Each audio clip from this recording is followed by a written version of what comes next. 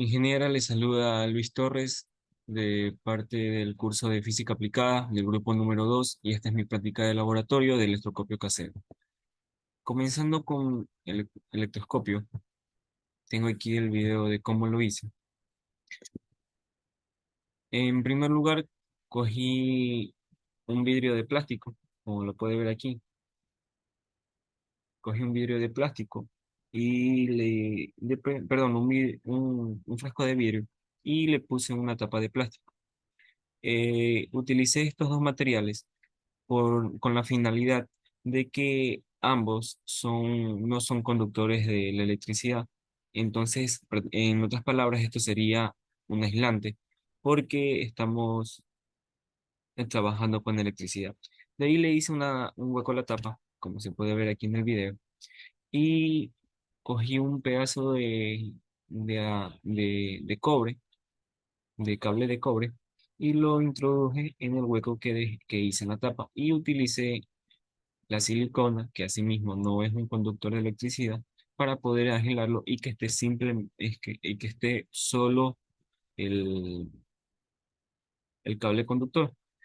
Adicionalmente a esto, ya esperé que se seque y todo eso, y cogí papel aluminio de aproximadamente unos 2 centímetros por 4 centímetros de largo, y lo introduje aquí porque en el electroscopio hice aquí le hice un ganchito en la parte de aquí, que no se ve muy bien, ahí. Hice un ganchito en el que se puede ver por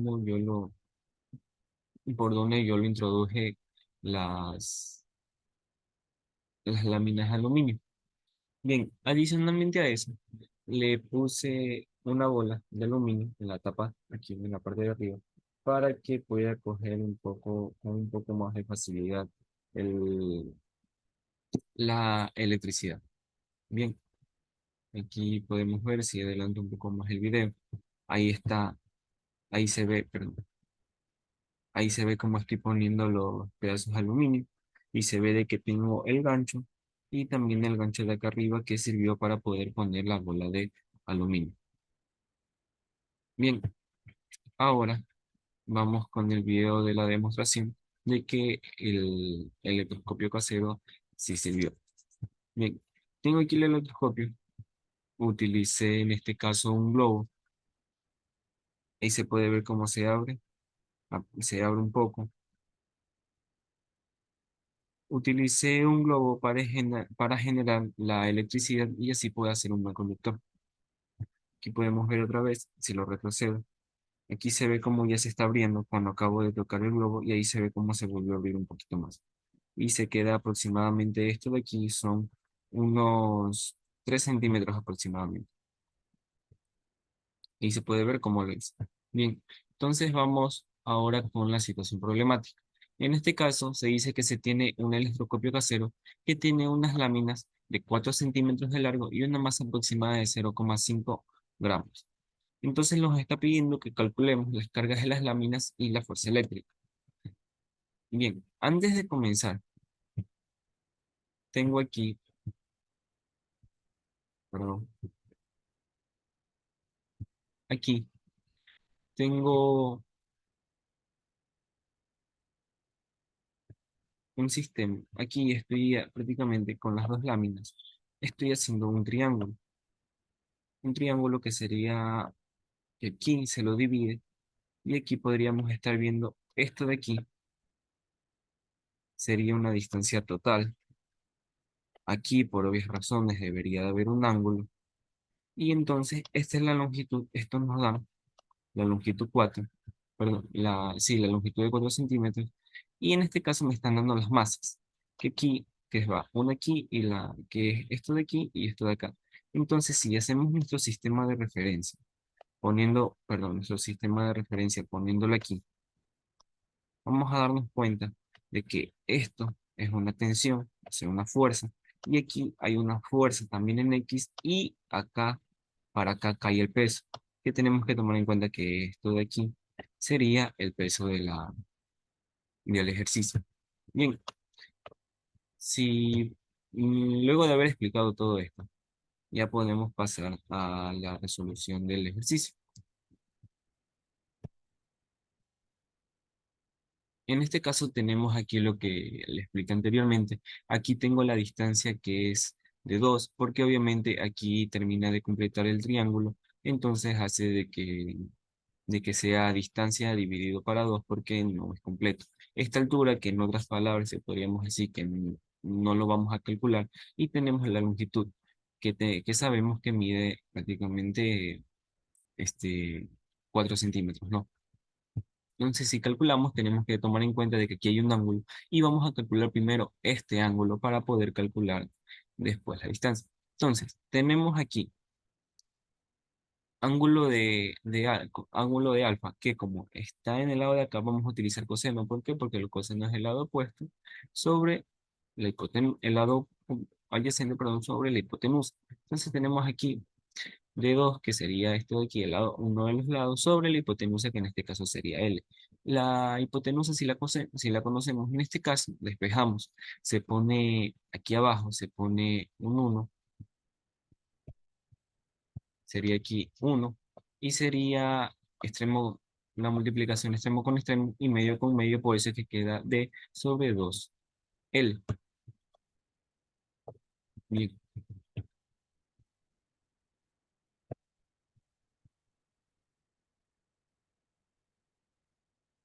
ahí sí. Bien, entonces despejamos el seno y tenemos coseno de menos uno de D sobre 2L. Como conocemos de distancia, conocemos la distancia porque en el experimento nos salió que era de que se hizo aproximadamente 3 centímetros, entonces por eso tenemos la distancia, que cambiando la metro quedaría como 3 por 10 a la menos 2. Y aquí tenemos 2 que sería lo del L, y la L, que también sabemos porque nos dio, porque es lo que mide el de la lámina, sería 4 por 10 a la menos 2 porque, a la menos 2 metros, porque obviamente mide 4 centímetros, y si lo cambiamos queda 4 por 10 a la menos 2. Y así encontramos el ángulo, que sería 67,97. Ya teniendo el ángulo, aquí tenemos nuevamente lo que yo expliqué al principio. Tenemos aquí este de aquí, ¿verdad? Entonces, este sería el ángulo que acabamos de encontrar. Y aquí tenemos que recordar de que tenemos una tensión en X y una tensión en Y. Para la tensión en X vamos a utilizar coseno, y para la tensión en Y sería seno. Aquí tenemos dos fuerzas, una fuerza P y la fuerza S. Y tenemos que recordar que la fuerza S está dada el, por el peso que tiene la lámina, y la fuerza P sería una fuerza de repulsión. Si terminamos de cerrar el cuadro, acá también habría la misma fuerza P, que como las láminas son iguales, sería exactamente lo mismo.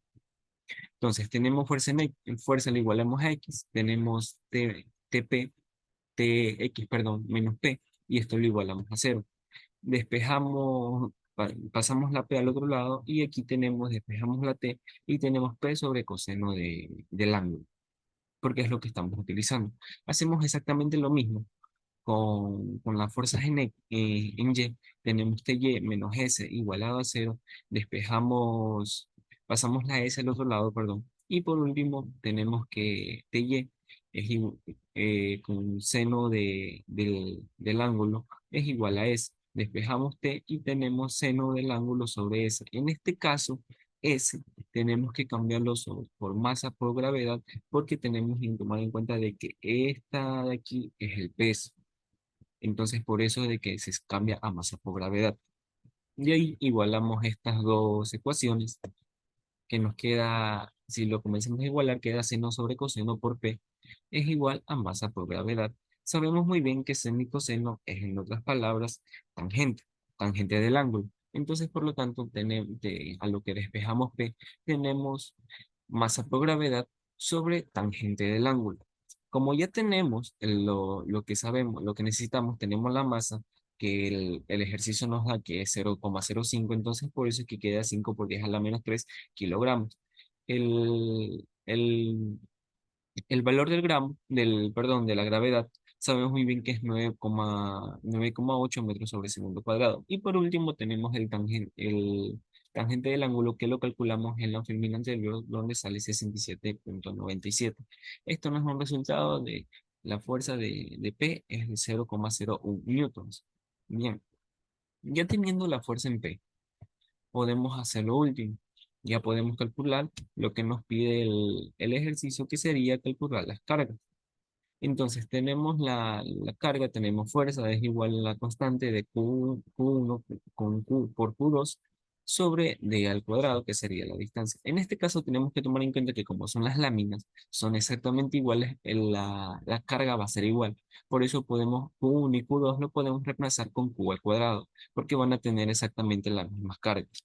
Entonces, ya simplemente sustituimos valores, como tenemos la fuerza, 0,01 newtons, la constante sería 9 por 10 a la 9, 9 por 10 a la 9, sí, Q2, que es lo que vamos a encontrar, y la distancia que ya la habíamos mencionado anteriormente, que era 3 por 10 a la menos 2 elevado al cuadrado. Ya en este momento despejamos Q2, y como Q2 tiene este elevado al cuadrado, por eso se lo queda aquí, por eso se queda aquí en raíz. Y esto ya que el 9 pasa a dividir, el 3 pasa al denominador y ya resolviendo esto nos sale como 3,16 o 3,16 por 10 a la menos 8 coulombs. Bien, ahora, este es nuestro dato teórico. Ahora, hay una forma de calcular nuestro dato experimental que se lo dice que es experimental porque no es totalmente seguro el valor que estamos calculando, que sería la carga sobre la masa. La carga es igual a la masa en este caso, de la hoja de aluminio sobre el valor del electrón, que sería 1,16, 1,6 por 10 a la 19. Entonces lo dividimos, 5,5 por 10 a la menos 3 sobre 1,6 por 10 a la 19. Esto nos daría un resultado de 3,125 por 10 a la menos 22 coulombs. ¿Ok? Y por último, aquí tenemos el porcentaje de error, que se es calculado por el valor teórico, el valor experimental menos el valor teórico sobre el valor teórico. Cabe recordar de que esto se lo pone en valor absoluto por en algún caso exista de que sale el valor negativo. Entonces, tenemos 3,12 por 10 a la menos 22, que es el valor experimental, menos 3,16 por 10, por 10 a la menos 18, sobre 3,16 por 10 a la 8, que es nuestro valor teórico. Y esto nos sale un margen de error de 1,26. Entonces, en la práctica de laboratorio ha sido todo un éxito porque estamos dentro del margen de error que es del 10%. Esta ha sido mi práctica de laboratorio. Muchas gracias.